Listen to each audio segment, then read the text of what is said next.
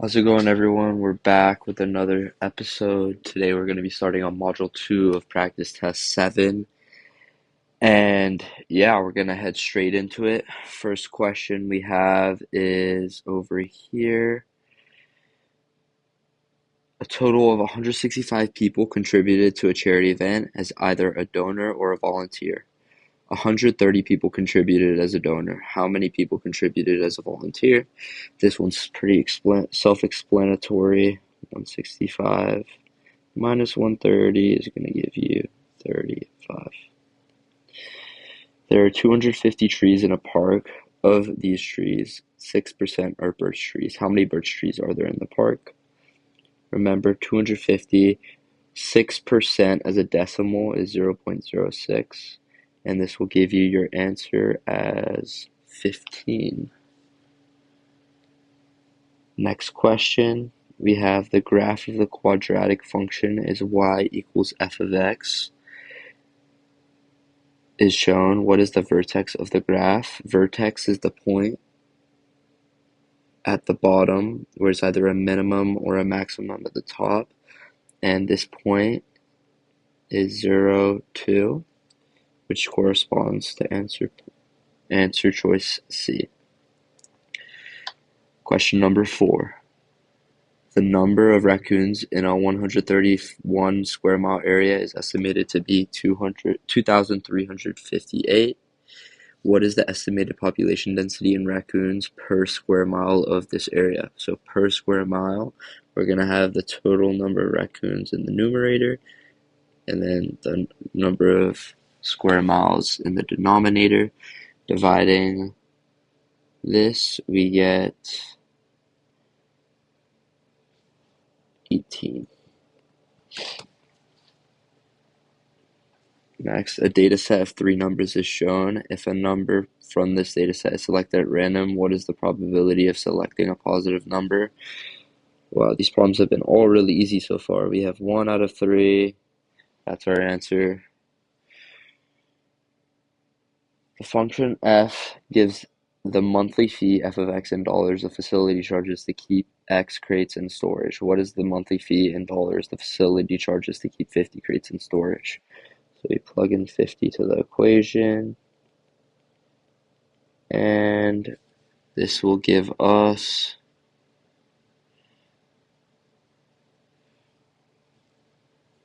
2,850. The function f is defined by f of x equals 5 times 1/4 minus x to the power of 2 plus 11 over 4. What is the value of f of 1/4? So f of 1/4 is going to give us 5 times 1/4 minus 1/4, which is 0 squared plus 11 over 4. This all cancels out, and that leaves us with this answer. So 11 over 4 is our answer. If 8x equals 6, what is the value of 72x? So instead of solving for x and then plugging in to 72 times x, what we're going to do is multiply both sides of the equation. Isn't this working? We're going to multiply both sides of the equation by 9. So on this side, we're going to get 72x, and on this side, we're going to get 54, and we have 72x is equal to 54. Little shortcut. Which expression is equivalent to 23x cubed plus 2x squared plus 9x? So right here, the only way to really simplify this down is factoring out an x. And this will give you answer choice number, or answer choice C, letter C. Which expression is equivalent to 9x cubed plus 5x plus 7 plus 6x cubed plus 5x squared minus 5? Look for common terms. We have 15x cubed when we add that together. Let's cross that out now. Only one term for x squared, only one term for x, and then 2 constants. 7 minus 5 is 2. I wrote it in this order because you should always write in standard form, which is the highest variable exponent to the lowest, or a constant. So we have not x to the power of 6, it will leave us with answer choice D. Yeah, that's correct. At a state fair, attendees can win tokens that are worth a different number of points depending on the shape. One attendee won S-square tokens and C-circle tokens worth a total of 1,120 points. The equation 80S plus 90C equals 1,120 represents this situation. How many more points is a circle token worth than a square token? Okay, in this situation, remember S and C are the number of tokens, 80 and 90 are the coefficients that represent the price or the amount of points of each of these tokens. So 80S plus 90C equals 1,120. We know that each circle has 90 points, each square has 80, so 90 minus 80 is equal to 10. So the circle token is worth 10 more points than the square token. Question 12, in the given scatter plot, a line of best fit for the data is shown. Which of the following is closest to the slope of the line of best fit shown? So for these questions, you're basing it off the line, not the points. I like to pick a point on the line which kind of intersects perfectly. I'm going to do this one here. It's pretty close. So this gives us 0.4, 9 and 0.2, 5. And we're going to do our slope formula, which is 9 minus 5 over 4 minus 2. And this is going to be equal to 4 over 2. A circle has a radius of 2.1 inches. The area of the circle is b pi square inches, where b is a constant. What is the value of b? So remember, the area of a circle is equal to pi r squared. So in this situation, let me write it like this. B is going to be equal to r squared because we have this whole thing equal to b pi. And if we cancel these out, we have b is equal to r squared. So if we know b is equal to r squared, we know r is 2.1. We have 2.1 squared is equal to b. Use our calculator. B is equal to 4.41. Okay. Moving on to question 14.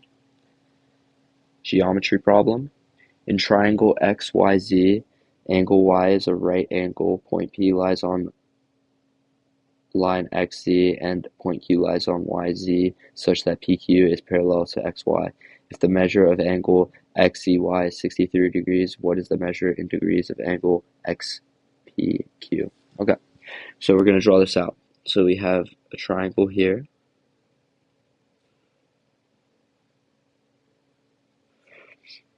And it is X, Y, Z.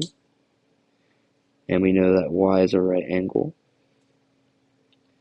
Point P lies on XZ. So we'll say like here. And point Q lies on YZ. And remember, when you're making point Q such that PQ, this line right here, is parallel to XY. If the measure of angle XZY is 63 degrees, XZY, what is the measure in degrees of angle XPQ? Look for this angle right here. So to get this angle, we need to know this angle. If this is a right angle, this will also be a right angle. So, and we know that the three angles within here add up to 180. So 180 degrees is equal to 63 degrees plus 90 degrees plus x, which is this right here. We don't know what that is. So moving this to one side, we'll get 180 minus 63 minus 90 is going to give us 27. So x is equal to 27 degrees. And now to find this angle right here, we're going to do, it's a supplementary angle. So we know that 180 is this angle here, but 180 minus x will give us what we're looking for. We know that x is 27, so 180 minus 27 is equal to 153, and this is going to be your answer for the measure in degrees of that angle. And that will be your answer.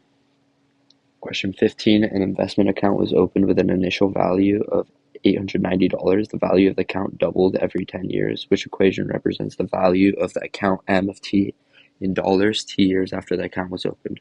So initial value of $890, every 10 years it doubles. So we know that our base is going to need to be 2,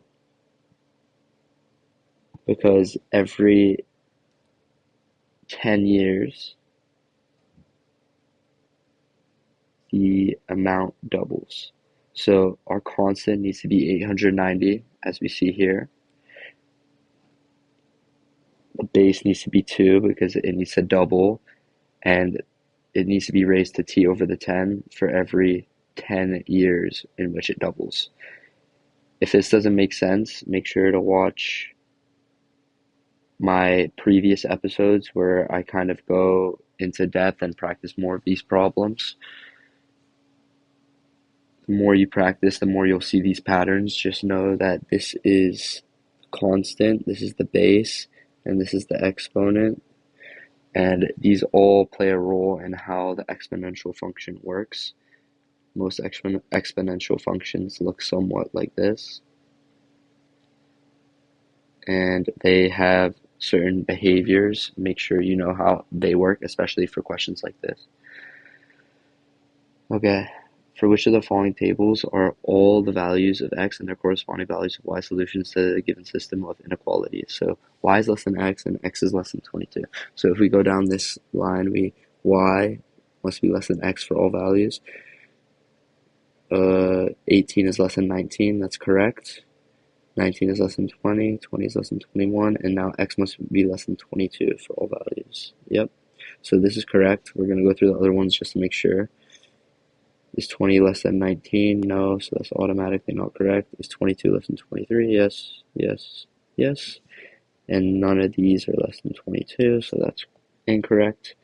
This isn't less than 22, and these are also all greater, so that is incorrect. So A is our answer choice for that problem. Last one of the day, pretty simple problem, knowing your exponential rules. We have this expression right here, where h is greater than 0 and q is greater than 0. It's asking which expression of the answer choices are equivalent. So we pretty much just have to simplify.